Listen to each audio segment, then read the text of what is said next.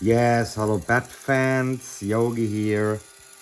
I have received this tiny motor here, and yeah, pretty self-explanatory. Show what I did. This thing spins. It is pretty much forward. The installation is also not that difficult.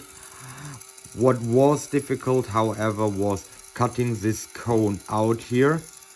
If you want to do this, take your time. Take a sharp, small box cutter or hobby knife and go basically here from the inside and start scoring. You will see where you have to score it and always cut deeper and deeper and deeper. Only then that to realize that the shape here, this indent, is basically where that slept over, you know, or this pushes in, and if you watch carefully, it is oval. So if that turns, this would always rub, you know. So yeah, be careful when you do this. This is just a surface cut, so it didn't get through. So anyway, so what you have to do, you have to bend this into shape, over bend it, so once it retains a certain roundness. Then printed a 3D rod, which I had to shorten because I first planned on having this a little bit more forward to have more of that visible through that window, which basically then bumps into the, wait a second, bumps into that, which I already shaved down a little, so I have lots more clearance. But then again, in order to have it straight, I had to wedge a piece of plastic in between that, and now I have to figure out, once everything is resting inside here, it will knock this forward, and then that happens. So I might have to shave down a little bit of those nubs here in order for this to be standing as it is now. So that's basically everything I have done to the stock McFarlane Batmobile. Just for tryout, I have colored this white LEDs blue. You can use a blue Sharpie or that stuff. That's basically for tinting light bulbs and LEDs. And I slipped this one of those screw posts and glued it in there, so they are not sitting here facing up, so they are sitting here facing forward, to get a better illumination of that front part here once it's on.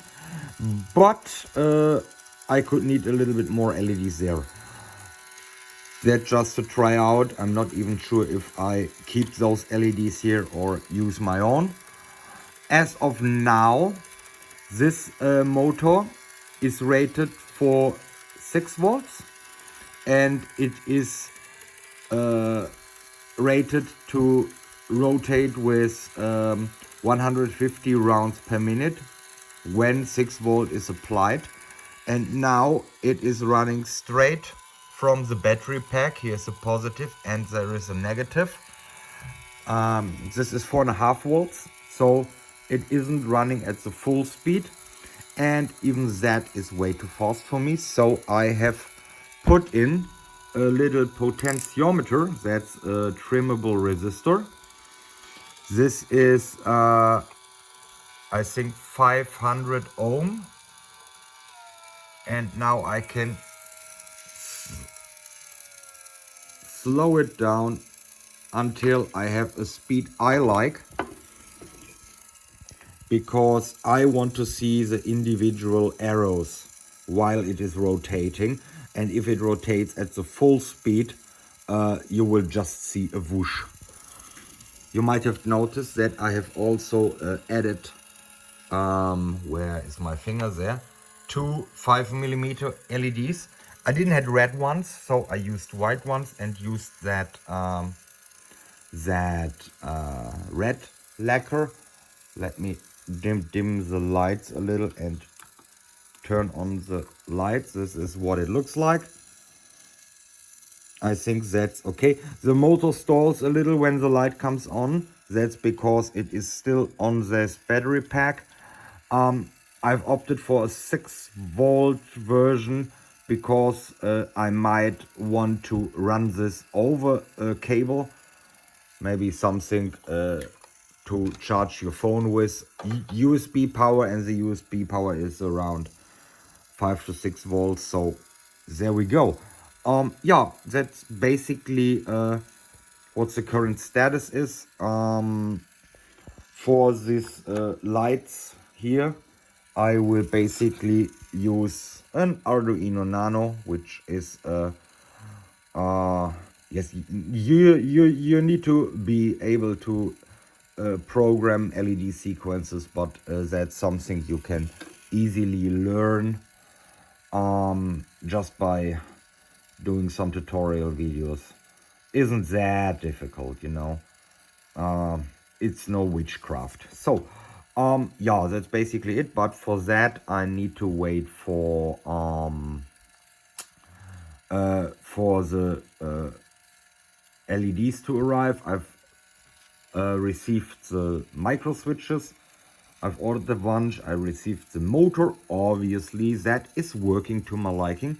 And now, once I have everything that I need to do that, I need to think of how do I power that, because obviously with all those additional LEDs and the Arduino and the motor, I'm definitely not running this over that battery compartment. The battery will still have that circuit board on it, and the only thing I will use for that is the switch and the speaker, and yeah, and everything else is going to be run by a separate power source, whatever that might be. Maybe I butcher a power bank and place it in here, you know, and so I can recharge the power bank, and the power bank, once it is flipped on, runs the whole show via various different switches. So yeah, that's basically it. And that is also a very, very easy to understand light board here. That's power comes directly. That's because that's why it's crooked on there. That's the negative pad that goes onto the negative pad, and that's the positive pad that goes onto the positive pad from the battery holder.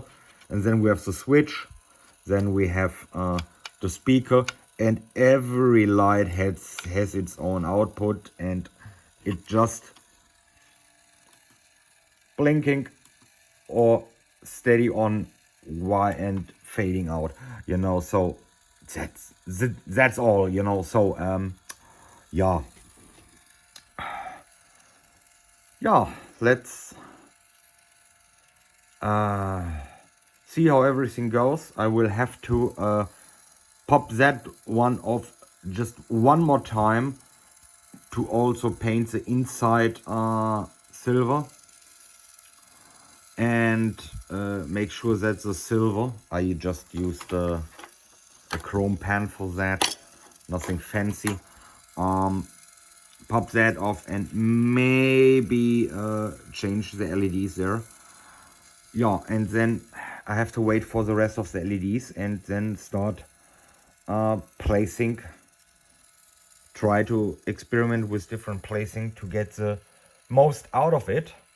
And yeah, let's see where this journey is taking us. Okay, see you around. Hope you liked it. Let's turn on the lights once more. I think this looks pretty cool. I like it. Okay, see you around. Bye.